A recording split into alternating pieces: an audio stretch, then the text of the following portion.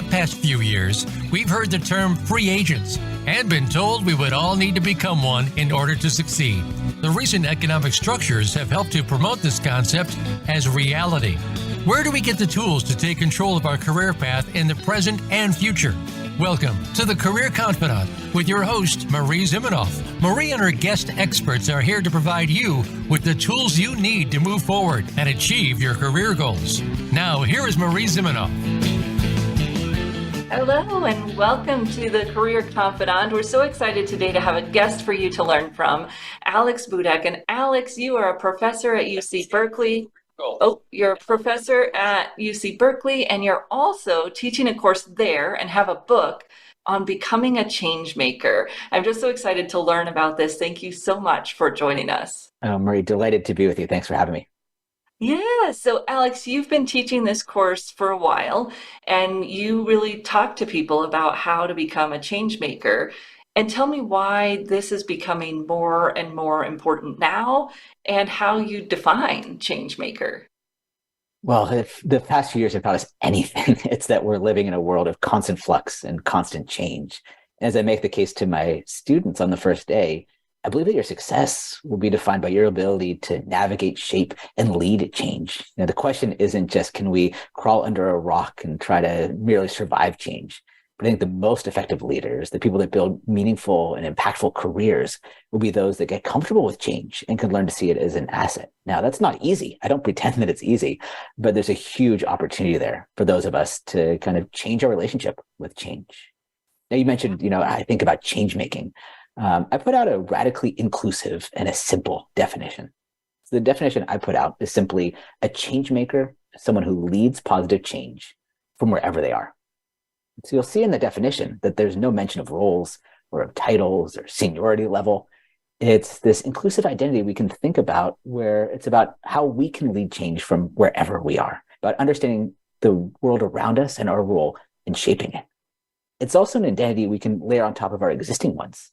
So we can become a changemaker lawyer, a changemaker doctor, or just a changemaker friend or changemaker parent. It's a new way of seeing the world and our role in shaping it. Oh, I love that. So it's really about adapting and leading the changes that are happening.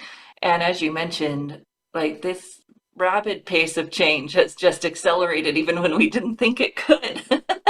How do you see that playing out with some of your classes right now? How are people experiencing this new pace of change? One of the things I remember is I had less than 24 hours from the time where our school decided this is back at the onset of COVID. But less than 24 hours to be like, okay, I'm going to go in class in person tomorrow, to nope, we're going remote.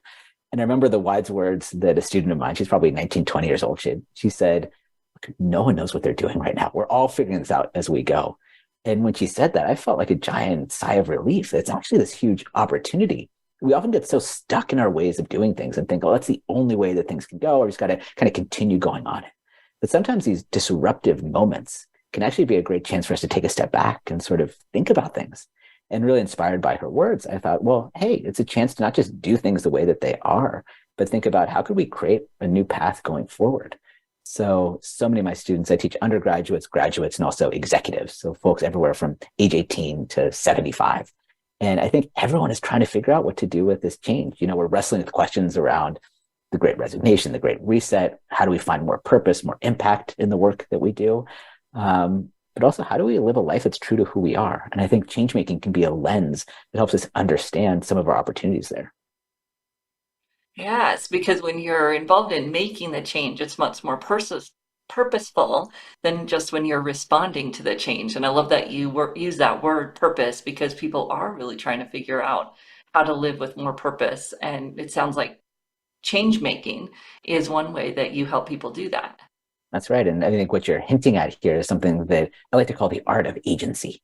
So, change making might sound exciting. Maybe it sounds inspiring, but some of your listeners might also say, it sounds kind of fuzzy. And, I get that, right? I'm at Berkeley. I'm grounded in empirical research and data. And so I've actually set out to do a study, which I call the Changemaker Index, which looks at, what are the traits that the most effective change makers have in common, irrespective of age, sector, role. And we're beginning to crunch the data, which is super fun, super interesting. We're seeing patterns. And one of the things the most effective change makers do is, again, have this sense of agency. this belief that life doesn't just happen to me. I go and create my opportunities. I go and create things, make things happen. And I think when folks can make that cognitive switch to being someone who makes things happen, then that unlocks not just change, but also a lot of other really positive things in our career as well. I love that. Any other themes that you're seeing as you look at the data? The other one I love is that we find that the most important leadership technique, right? There's a lot of different leadership techniques. We find that for leading change, that influence is so much more important than formal authority. And I find it fascinating because, again, I teach people everywhere from 18 all the way to more senior executives. And in general, the older you are, the more experienced you are, the more confident you are in leading change. But it doesn't mean necessarily that you're more effective, because we're seeing that what it takes to actually be effective is no longer being able to say, okay, because of my title, because of my role, this is what you have to do, but find ways to encourage, inspire, and get other people to be part of the changes with you. And that's a new skill set I think so many of us are learning right now. But it's also a fun opportunity to think about, okay, if it's no longer about my title, it's no longer about my role, no longer about telling others what to do, then what becomes possible when I think about influencing and inspiring others to be part of the change with me? Yeah, and that word influencer has had so much baggage around it, since the Instagram influencer came to be. But it's, as I love your description of it there, it's really that encouragement, inspiring, getting others to make change. Tell me a little bit more about what you see going into that influence skill Yes. set. Yes, I think you're exactly right. So when we hear the word influence, we probably think of two things. So one is that sort of like Instagram influencer. And the second one is maybe if, some of your listeners have gone to like business school, you sometimes learn influence techniques. And honestly, they can sometimes feel kind of sleazy, right? You might learn something like the reciprocity effect. That's the idea that like, Marie, I go do something really nice for you. You don't even want me to do it. You don't like me, but just because I did something nice for you, you feel compelled to do something nice for me in return. And that's how we often think about influence. But needless to say, that isn't the type of influence that changemakers practice. So I've come up with 5 different influence superpowers, 5 ways of influencing others sustainably and for the long term. To briefly go through them, you start with empathy. So being able to put yourself in someone else's shoes. I think so crucial, right? Empathy isn't the same as sympathy. But empathy, before you try to influence someone, before you try to get them to do something with you, I'd understand where they're coming from. Are they new to the job and totally overwhelmed? Are they just super excited about this change? Or maybe are they a new parent and they're just so overwhelmed with life outside of work that they don't have time to think about a new project? All of these are valid. Understand where they're coming from before you even try to influence. The second is relationships. Now, relationships take time, of course, but sometimes people will be part of your change simply because they know that you care about them and they care about you. I think about recently, a friend of mine reached out and said, hey, Alex, I'm running a race to raise money for this rare disease that had affected one of his loved ones. Would I support him? And in a second, I said, yes, of course, absolutely. But as I thought about it, it wasn't because of the cause. I mean, it's a good cause, a noble cause, but it wasn't one of my most important causes. The reason I supported him was because of our relationship. And so he could have made an ask for one of 500 different causes, and I would have been all in because of our relationship. The third is vision. With vision, I like talking about painting a picture of the future that's so compelling that people can't help but want to be part of it with you. And so you're painting that picture. And then also, crucially, you're helping folks understand how their contributions lead to that bigger picture. Maybe you're trying to influence an accountant to be part of a change effort. Help them see how their work crunching the numbers or coming up with financial analysis statements, how that helps you achieve that collective goal. The fourth is passion. I think changemakers are naturally passionate. We often feel a lot of pressure to sort of tamp down on that passion, whether that's as we kind of get more senior in our careers or we think we have to be more serious. But I think passion's a superpower. And so if you truly are passionate about something, let that passion out. Let people feel excited about it. Because again, going back to our conversation on purpose, passion can help people unlock their sense of purpose. And then fifthly and finally is safety. So I recognize that not everyone appreciates change, certainly the way I do, but even are that comfortable with change. And so I think we as changemakers have an obligation to look out for and support those who maybe find change a bit more scary. And so how can you make it safe for others to be part of changes with you? Here's one very tactical technique I use, which is, if I find someone who wants to be part of the change, they're bought in on the vision, but they just kind of feel scared. I might say something like, look, I get that it's scary. Here's my promise to you. If you come along, if you contribute, and it works, I promise you will get the praise. And I promise if it doesn't work, that I will take the blame. That's a small way to make it safe for others to be part of the change with you. Yeah, I also like to encourage people to think of things as an experiment. So right now we've got so much going on with ChatGPT, and in the career space, people are freaking out, right? Will ChatGPT be writing resumes and career coaching, and we're not going to have a job? So, well, let's go and experiment with what this can do. Let's write a resume with it, because then you'll know what it could do, what the drawbacks are, where you add value beside it.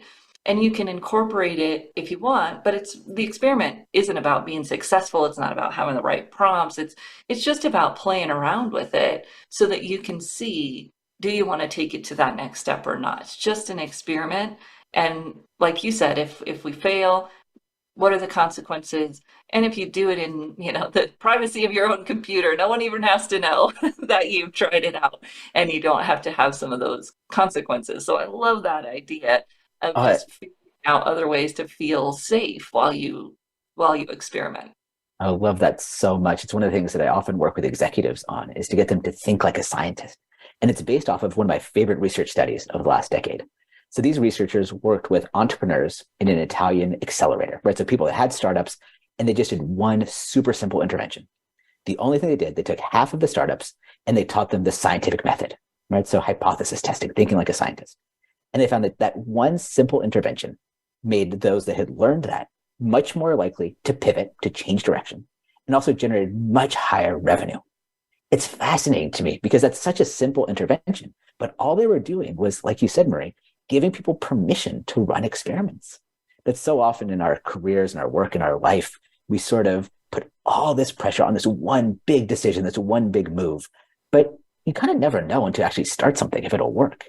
And so if we can have that confidence and that comfort that comes from running experiments, it gives us the ability to just try things. Maybe it works, in which case, great. And if it doesn't work, we can pull from the worlds of lean startup, where they say there's no such thing as failure.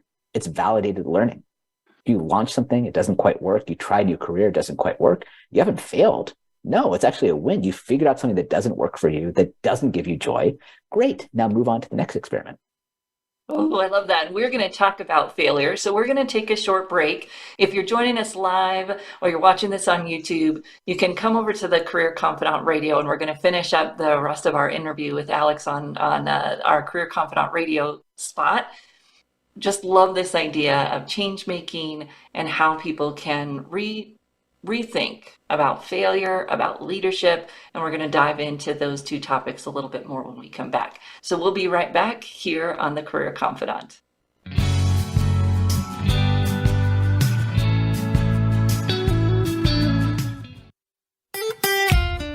Follow Voice America at facebook.com/Voice America for juicy updates from your favorite radio shows and podcasts. You know that the career landscape has changed and that you need to be proactive about managing your career. You can have the foresight, skills, and confidence you need to take charge of your career and seize opportunities. A strategic advantage and career expert, Marie Zimenoff has helped thousands of leaders like you get focused, get found, and get hired. Visit getcareersmart.com to find out more. That's getcareersmart.com or call 800-521-2080 to schedule your complimentary consultation. Do you need directions to solid financial future? If so, the Money Answers Show with Jordan Goodman will provide you with a roadmap to making smart money decisions in every area of your personal finances. Join Jordan every Monday at 12 p.m. Pacific Standard Time, 3 p.m. Eastern for the Money Answers Show on the Voice America Business Channel. Learn how and where to get the best deals on mortgages, cars, and insurance. Find out the best ways to save for college and retirement, get out of debt, improve your credit rating, and save on your taxes. The Money Answers Show with Jordan Goodman will provide you with great tips on investment opportunities in real estate, stocks, annuities, and other investment vehicles. That's the Money Answers Show with Jordan Goodman on the Voice America Business Channel every Monday at 12 p.m. Pacific Standard Time. Small businesses are in trouble, and it didn't just start with COVID-19. From the recession several years ago to the revolution of e-commerce giants more recently, small businesses are getting hit hard and need to come back. Tune in to Business Buzz and Business Watch. It's 2 shows in one, hosted by Frank Hellring. We'll help your small business bounce back, with best practices, guest experts, and resources that you can use to strengthen your small business. Listen Wednesdays at 10 a.m. Pacific and 1 p.m. Eastern on Voice America Business.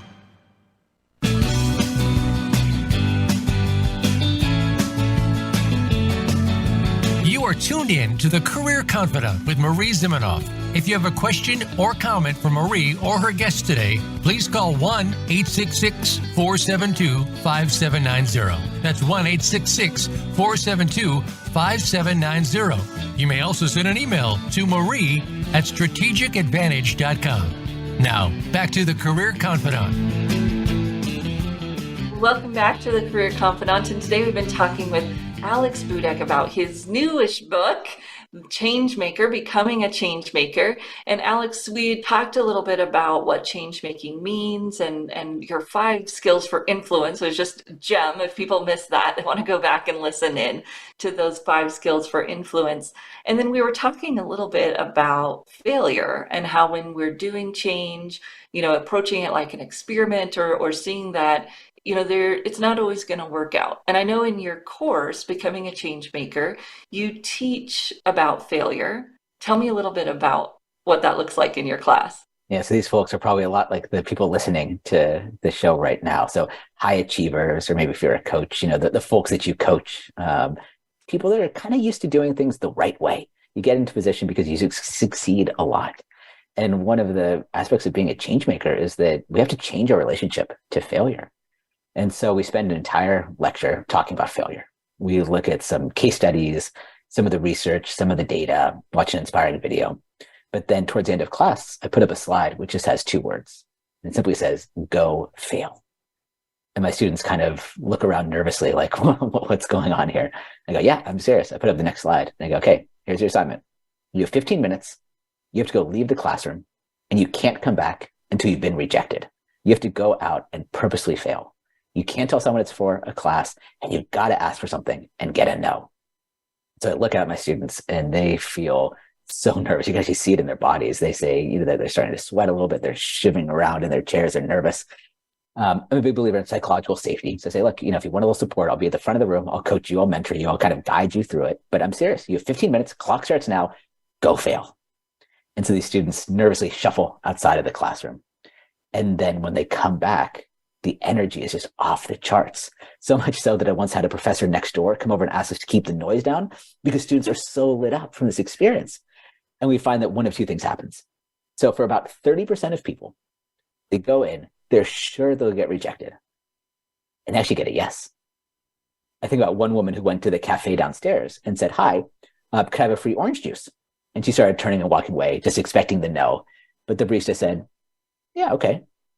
And she went, oh, I'm supposed to fail. Okay, can I have 2? And he said, yeah, okay. 3? No, thankfully he cut her off there. But you came back with 2 orange juices for the class. That's the first lesson, is that sometimes our first failures that we're so sure will be rejected, we don't actually put ourselves out there in the first place. And then for the other 70% or so of folks, they do get rejected, right? They ask for something silly. They ask, one woman asked another woman, hey, could I try on your shoes? And thankfully she said no. But they come back and they realize that failure isn't fatal. No one laughed at them. And most importantly, they come back with a renewed sense of confidence. I had multiple students say, that they feel proud of themselves. Then they realize, hey, if I could ask for something I didn't even want in the first place, like what would that woman have done if she actually had to put on her shoes, right? You don't always want it, but if I can ask for something, then how different will it be when I'm truly asking for something that I want? A raise, a new job, whatever it is, you've come up with this new sense of confidence. And it connects back to one of the core themes that we talk about that day, which is something called the failure paradox, which is that we tend to look at folks who have, in quotation, succeeded. We think, well, they've just succeeded a lot. But actually the data across industry show that those who succeed the most also fail the most. That it's not about just having one huge hit. As you talked about with experimentation, it's about trying a bunch of stuff, having a bunch of failures, but being willing to keep getting back up. And then you find those successes along the way. And then that as you learn, right, you fail, you learn something, and then you put that into the next success. But if you just keep having success, well, I don't even know that that's possible, but you don't get the same learnings, right? That's right. And also, I would argue, and sometimes my students say, like, look, I don't want to fail. I just want to have success. And I'd say, maybe you can. But in that case, then if you always succeed on everything, you're probably not trying that hard. You're not putting yourself in tough situations and you're not achieving everything that you're capable of. Because if you always succeed, you're leaving a lot on the table. So I think it's a fundamental aspect of being a change maker is to change our relationship with failure. I love that. And then that activity, I know that a lot of, MBA programs and those types of things do that, where they tell people to go out and fail. One of the other ones that I've heard people say is, put together a business plan that would fail, like trying to sell, the old cliche, trying to sell ice to people in cold places, whatever it might be. And when you do that, then you also get this sense of like, hey, I thought that would be silly. But then when I started going through it, I thought there are some learnings even in this silly exercise, and maybe even some really great ideas. And it comes to that idea not just of failure, but of thinking about things that are outlandish, but oftentimes then you land on something that's great. Yeah, and it's all part of the mindset. And I talk about in the book this idea of changemaker mindset of like being willing to question the status quo. And we're always thinking about just marginal little improvements. Maybe you get there, but it takes a long time. But I think it's important for us as changemakers to have those big, bold ideas. And we realize that, maybe a lot of them won't succeed. But if one does, there's outsized asymmetrical impact that you can have. And so it doesn't mean you try every single crazy idea that you have, but you develop a comfort with that, with saying like, look, I'm thinking big. I'm going to try something with it and see what happens. Yeah, I just posted on LinkedIn today, and I was highlighting this show, the changemaker mindset, as you call it, but really that we talk a lot about upskilling in the career space, and it's a lot of skills, but there's so much mindset that goes along with it, because you really can't upskill if you're not in the right mindset. And that idea of, I called it an enterprising mindset, when an entrepreneur looks at what are the gaps and how do I fill them. And I love your change maker mindset, what's outside of the status quo, and what might that bring to me? What might that give? Laura Huang from Harvard Business School has a nice way of thinking about entrepreneurship. We tend to think about entrepreneurship as being like launching a company and selling it to Google. But I think entrepreneurship is so much more than that. And she defines entrepreneurship as using the resources you have to get what you want.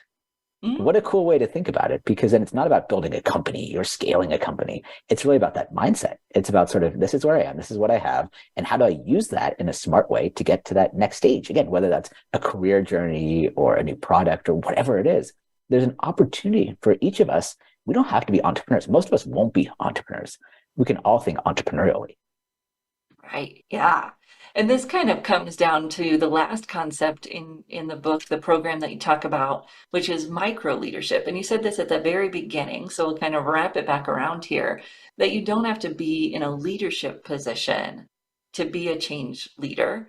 Tell me a little bit about what that means and this micro leadership concept. Yeah, that's exactly right. Like when we tend to tell stories of leadership, we love to tell these stories that are heroic, mythical, superhuman, right? So we think about Nelson Mandela fighting apartheid, uniting a nation, or Steve Jobs pulling that first iPhone out of his pocket. And, to be clear, there's a place for this incredible once in a generation type of leadership.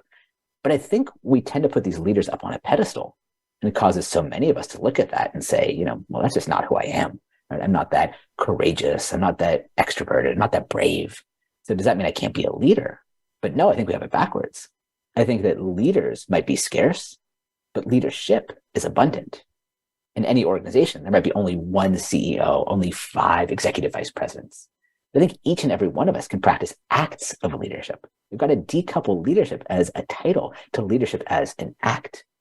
And so to sort of bring this concept into practice, I put forward an idea, a concept I call micro leadership, which simply breaks leadership down into its smallest and most meaningful unit, which is a single leadership moment. And if you think about it, if you pay attention, you'll notice that there's dozens and dozens of these leadership moments that appear before us dozens of times per day. Right? You might think about being the one person that says no when everyone else says yes. Or maybe you're the one person to stay late and help a new colleague clean up after their first event. These are all tiny little leadership moments. It's paying attention. And maybe you notice in a meeting that one of your colleagues hasn't spoken up and you say, hey, no pressure here, but love to hear from you if you're willing to share your perspective. Tiny little leadership moments. And again, going back to the idea we talked about at the very beginning, this art of agency. No one needs to give you permission to step up and seize these tiny leadership moments. To be sure, to be CEO, you have to get formal authority. You have to sign a contract, right? But to practice leadership, no one needs to give you permission besides yourself.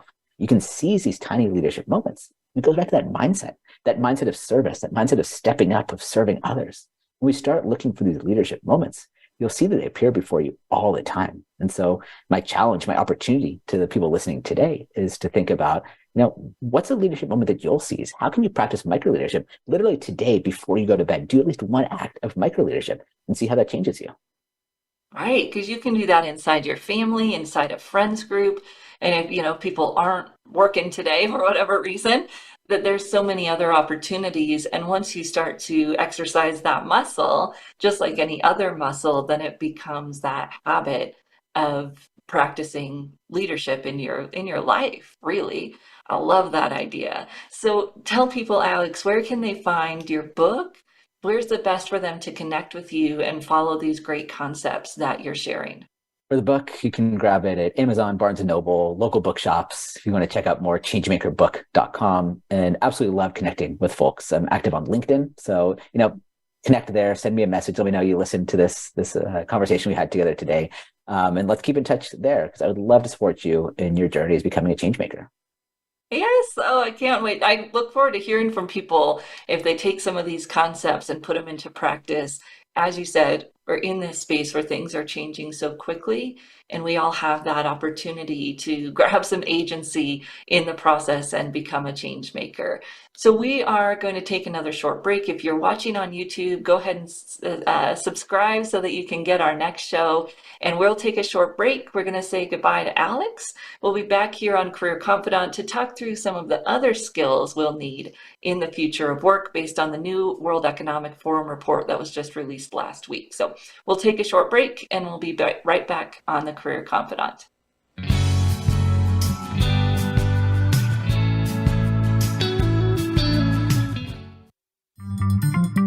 Voice America is on LinkedIn. Connect with us today. You know that the career landscape has changed and that you need to be proactive about managing your career. You can have the foresight, skills, and confidence you need to take charge of your career and seize opportunities. A strategic advantage and career expert, Marie Zimenoff has helped thousands of leaders like you get focused, get found, and get hired. Visit getcareersmart.com to find out more. That's getcareersmart.com or call 800-521-2080 to schedule your complimentary consultation. Have you become a member yet? Sign up now to become a member of Voice America. It's always free and easy. Plus, you get to take advantage of some great member benefits. Get unlimited access to millions of hours of on-demand content across all of our channels. Keep track of your favorite episodes, shows, and hosts in your own customizable library. Find out what shows you might be interested in based on your favorites. Plus, you get insider access with our newsletter. Membership gives you more. Sign up at voiceamerica.com and click register at the top right. Say It Skillfully is my radio show about being who you are and saying what you think needs to be said. This is your host, Molly Chang. I'll help you find the right words to tackle any challenging conversation you've been avoiding. Whether you're part of a small project team or leading a giant company, the more you accept that you're part of the problem, the faster you can be part of the solution. You'll learn how to achieve success on your terms and be happier, healthier, and more productive at work and in your life. Check out sayitskillfully.com for practical resources, including my 90-second videos, real-life examples showing you how to speak up skillfully. I invite you to call in with your questions. Join me live every Tuesday, 11 a.m. Eastern, 8 a.m. Pacific on the Voice America Business Channel. And no, I'm cheering for you. When it comes to business, you'll find the experts here. Voice America Business Network.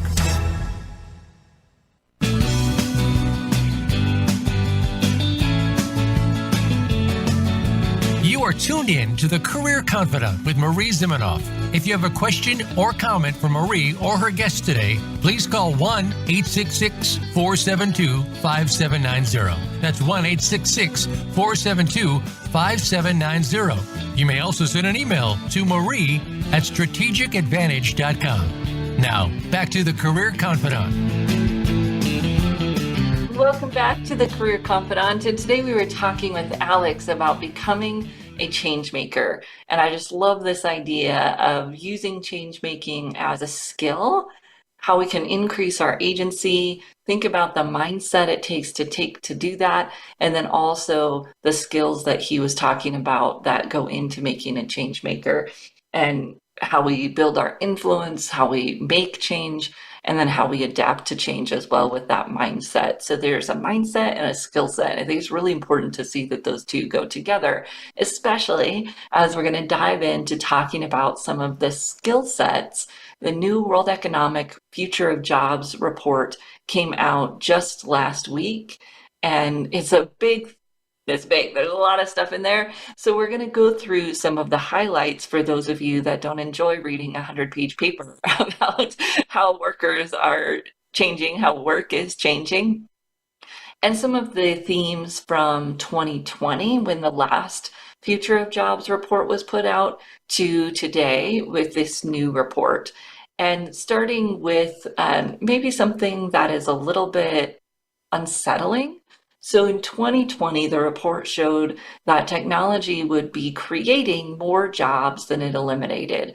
And I believe the delta was around 12 million, that technology would create 12 million more jobs than it eliminated. This year, the report came out and it's a different story. Now they're showing that technology will eliminate about 14 million more jobs than it creates. Now, that sounds like a big number. It's a little scary. You look at the percentage, it's 2%. So 2% of jobs that might be eliminated because of technology. Now, I like looking back at the 2020 report, comparing it to this report, because it shows us that it's just a prediction, right? 3 years ago, technology was going to create 12 million more jobs than it eliminated. And then today, it's going to eliminate 14 million more than it creates. It's just a point in time. It's important for us to look at and to see what some of the trends are and what types of jobs it's talking about being eliminated or being significantly replaced by technology. That's important. And it's not a death sentence to those jobs, because 3 years from now, there'll be another report and we'll see what the data says then and how we've moved between that time. What we do want to do is look at the short term. What does this mean for you now? What new skill sets might you want to develop now? And if your job is on that line of things that are decreasing because of technology, what does that mean and how can you pivot in the short term to start working towards something that may have more longevity based on this research? Again, realizing that this is just, it's one point in time. So let's look at some of the jobs that are being created, some of the jobs that are growing. Obviously, AI and machine learning, that's number one on their list. If we're not in AI, we might think, okay, what does that mean for me and my skill set? How might I leverage my skill set in that type of company, in that type of world that's doing that? They're still going to need marketing people, salespeople, project managers. They're going to need those people, but who have some ideas about that industry or have some experience at an industry in a different way. So how might we move in that direction? Then you've got, interestingly, sustainability and specialist sustainability programs, renewable stuff shows up on that growing list, which isn't too surprising. Things to pay attention to. Process automation, data engineers, some of the technical pieces, big data specialist, business intelligence analyst. So that's not just the technology, but also the business piece that goes along with it. Blockchain developers, pieces and parts of technology, also dealing with people. I see a lot of that interface between people and technology, and the individuals that can do that are going to be in high demand. Then you also have some of the people-related skills. So it's a little blip, but it's there. Business development professionals, right? Technology cannot take the place of those relationships for business development and creating the new business, having the strategy for that, as well as going out and building the relationships that leads to new business. Project management still fairly high up on the list in terms of jobs. Truck drivers, right? Technology, at least in the short term, we're not going to let loose the self-driving trucks. It's coming, but not in the short term. This is through 2027, 2030. We've got delivery drivers, truck drivers, and repair professionals, chefs and cooks. Some of the things that we just think, oh yeah, technology is not going to be able to do that. So those are on the growing side. When you're thinking about how might you leverage your skills in those fields, how might you start taking steps in that direction, doesn't have to all be, the software programmer, AI, machine learning, that's there, but it's also the interface between that human technology and those uniquely human skills that technology is not going to be able to replace very quickly. Then you look at some of the jobs that are at the highest risk of being eliminated.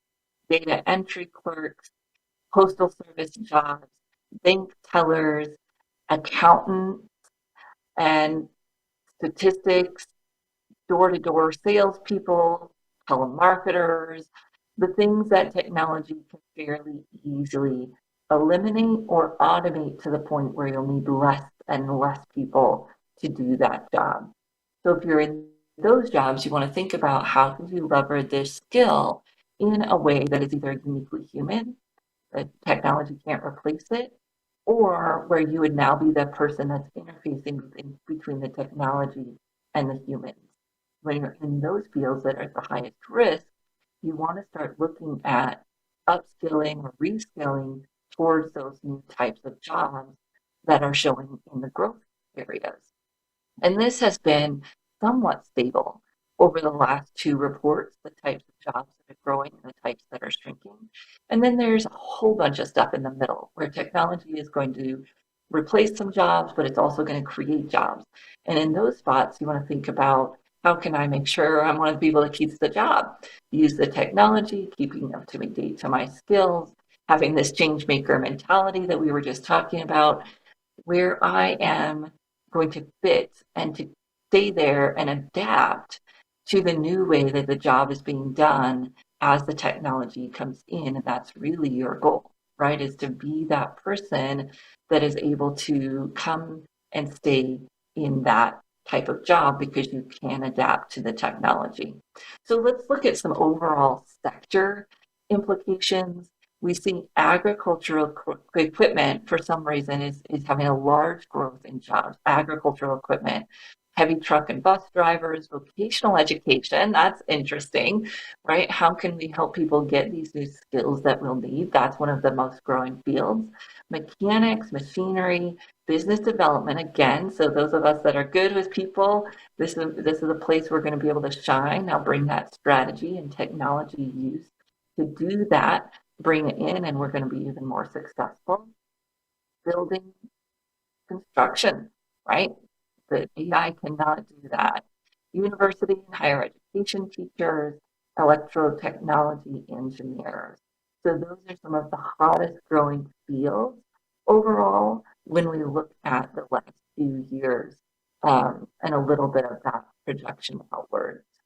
Then you've got some of the declines over the last few years. Again, data entry, admin, accounting, security guards, that's an interesting one.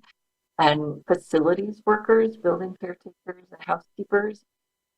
That's interesting too, because I feel like there's been an uptick in the requirements for that in some places. Another caveat, right? But I take this with a grain of salt because in some areas, certain sectors that even are seen as not growing in the global view are growing in certain locations for whatever reason that might be. When you're in those fields, again, you're thinking about how could you leverage your skill sets in the growing field, or how could you pivot to be able to use your skills in one of the growing fields if it's not, where you are now. interesting to see that how disruptive we're expecting things to be has actually calmed down a little bit. So in 2020, there was more of a panic around the disruption. It's interesting because the number of jobs created was more than the number eliminated. But now we're seeing a little bit less disruption in terms of what we expect for skills. Still a lot, 44% of jobs we expect will be disrupted by new skills, but that's lower than the 57% it was in 2020. So what skills do we need to be able to have right now to be successful? We hear these a lot, analytical thinking, creative thinking, resilience. We just talked about change making, right? All of those fit into there. Motivation and self-awareness. We're not going to have someone, beating down our door to get us to make these moves, to get the education that we need to stay relevant. We're going to have to do that on our own. Yeah, empathy, dependability, technological literacy. You're going to have to use technology in every single job. So getting comfortable with that, even if it's not even if it's not necessarily a huge part of your job. So what skills are on the rise? Very similar: creative thinking, analytical thinking, that technology literacy, curiosity. I just love that one because we can all show up with curiosity and wanting to learn, lifelong learning. Resilience and agility. I know some people, resilience can have on where we're denying our needs. This is really that agility and being able to, as things shift, to be able to learn and be relevant in the new way that my job is done. AI and big data, and that one basically coming on the stage. Motivation, self-awareness, talent management. That's an interesting one. Dive a little bit deeper into that. And then service orientation and customer service, being able to work with others, influence others, and have that empathy and leadership is on the rise and is going to continue to be important moving forward. So as you think about kind of reskilling and upskilling, what skills, where are your gaps? And where is it that we might want to fill in and plug in these jobs of the future?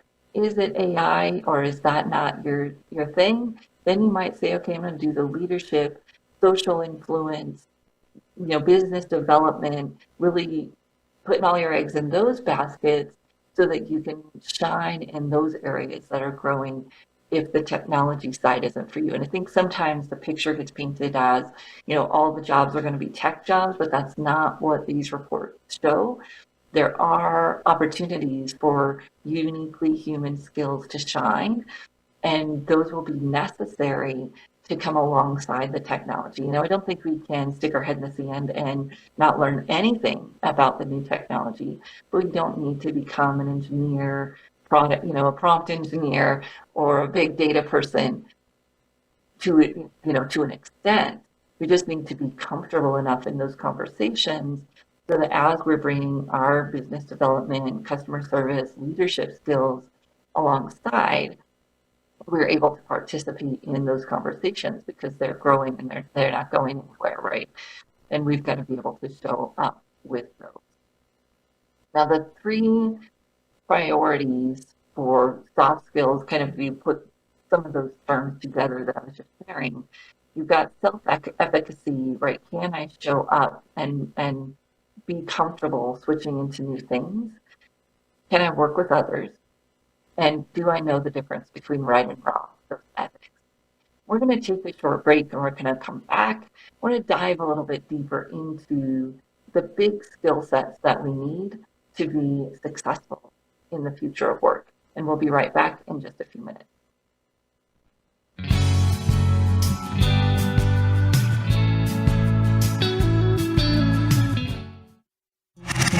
Voice America is on your favorite smart speaker. If you have Alexa or Google Home, go ahead and give us a try. Hey Alexa, play Finding Your Frequency podcast on TuneIn.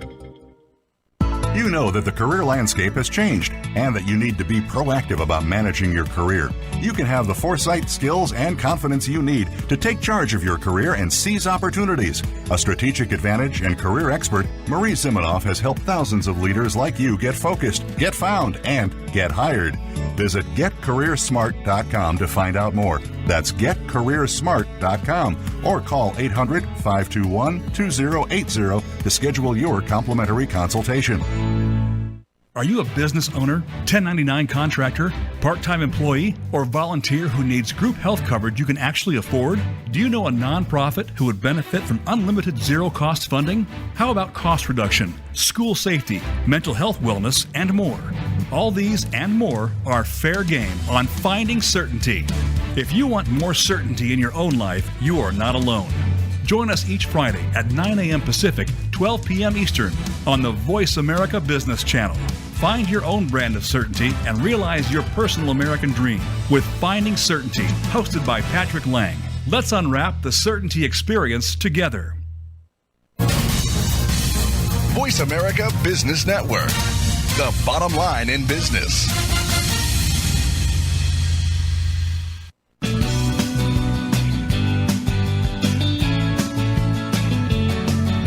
You are tuned in to the Career Confidant with Marie Zimenoff. If you have a question or comment for Marie or her guest today, please call 1-866-472-5790. That's 1-866-472-5790. You may also send an email to marie@strategicadvantage.com. Now, back to the Career Confidant. Hello and welcome back to the Career Confidant. So today we're talking about new skills that we need to be successful in the future of work. And the Future of Jobs report from the World Economic Forum just came out. There's a lot of information in there. I just boil it down to what I see as the top 6 skill areas that we need to work on, we need to develop to be successful in the future of work. So the first one is this enterprising attitude, or it kind of goes along with this idea of the changemaker entrepreneur, but not that we're all going to have to start our own business, but that we need some of those skill sets to survive, especially as we might be moving from job to job, career to career, company to company more often, or maybe even be thinking about how we bring in our own side hustle or whatever that might be. We need to have some different skill sets. So one is this idea of creativity, curiosity, looking for the gaps in the future market and figuring out how we might plug in and what we need to learn to be ready to do that. The next is risk tolerance. So thinking about how we fail, what we do with failure, how we get more comfortable with failure. And then the last one in this enterprising skill set is financial acumen, that we might be used to a company managing pretty much our finances for us, right? They pay our taxes, they take out the money for our 401k or our health insurance. And now as we're going to be moving between companies more frequently, we'll have to be engaged more in managing all of that. Or if we do decide to do something independent, we'll need to understand how that adds to our financial picture and what we need to do in terms of compliance and accounting and other things to make that happen. We'll have technology that can help us, but we'll still need that financial acumen. So that's that enterprising skill set and attitude that we really need to have. Then we've got emotional intelligence. We've talked a lot about emotional intelligence in the past, that ability to build trust, to build community, to be adaptable and resilient as we have to move from thing to thing. And then, of course, the leadership skills that come along with that we've got to be able to self-lead as well as lead others, not necessarily because of our title. The cultural intelligence goes hand in hand with that, but it's very specific and important to realize that we'll need to be able to lead across cultures, across different diverse teams, across global teams, and be able to lead virtual teams or work in virtual teams, even if we're not in that leadership role, to be effective, to get what we need to get done, and to advance in our career. We'll need those cross-cultural skills and cultural intelligence as well. Now we're getting to a little bit more of the hard skills, and hard skills is kind of one thing in and of itself, but it's going to be specific for each individual. What are the hard skills you need to be able to do your job well? And then how are you learning to make sure you have the hard skills that are required to do your job in the future? Whether that's, specific computer skills or sales skills or marketing skills and teaching, whatever it might be, those hard skills are going to evolve, and we've got to stay up with the times and make sure we're ready to pivot and have the skills that are needed. Then digital literacy is its whole own bucket, because no matter what job we do, we'll need to understand how to use digital tools, automation, AI, whatever it might be. We'll need to understand how to use digital tools to make that happen. If we're not using technology, whether it's true or just perceived, we'll be seen as not being efficient, not being up with the times, not being that person that someone wants to move forward, to advance, to work with as a business owner, whatever it might be. If we're not ahead, not up to date with our digital skills, we'll be falling behind. And how we do that, also understanding where digital tools fit in the picture, how we're going to use those tools ethically, and how we use the data in a positive way. That you can't just get the data, you've got to understand the data communication, data literacy, data storytelling, to be able to use that in a productive way. Then the last tool, and it's interesting, this came up in the Dell research from 2017 when they talked about, 85% of the jobs that were going to happen in 2030 didn't exist yet. They called out personal branding as one of the main skills.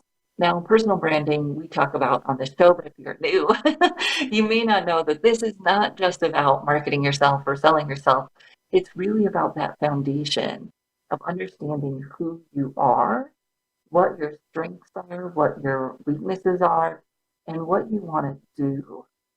Who needs to know you, what you want to be known for, and continually nurturing that process so that you've got a community, you've got a visibility that you can leverage as you're making these transitions, or as you're building the business, or as you're trying to influence change. You've got to have that foundation first to have confidence, to have self-efficacy, to have agency. This is the root, really, of all of it, is understanding who you are, what your power is, what your purpose is as a person, what you want to be known for, which may shift a little bit, but it's always rooted in that, in that understanding of who you are, who needs to know you, and then having the tools to connect those dots, to tell the stories, to build the community, to have all of the communication pieces as well as the digital technology to maintain the visibility. It's not about being a Instagram influencer. It's about knowing how to use technology to manage all of this, to be known, to build community, to demonstrate who you are, to have that individuals know who you are. You're going to use digital tools to exude that personal brand, to constantly live a little bit out loud in a way that makes sense, who you are, what you stand for, and you be able to tell the stories when and how that shifts, not if, but when and how that shifts, because that is going to be your currency. Really, to make these transitions is the communities that you've built and the understanding you have and can communicate around who you are, what you do, and how that adds value for the people that you want to work with and for. How do you add value for them based on that initial foundational brand of who you are and how you want to show up? And keeps your energy as you move through those changes, and it helps you make those connections. So I hope you enjoyed this conversation today around the future of work and the skills we'll need to be successful. Again, subscribe to our YouTube channel or subscribe here to the Career Confidant so that you get those episodes as they come back. Next week, we'll have Petra Zink on the show talking about the future of work in her language, which is becoming the trusted authority. You're going to love it and get so much more even to add on what we talked about today. So we'll see you right back here again next week on the Career Confidant.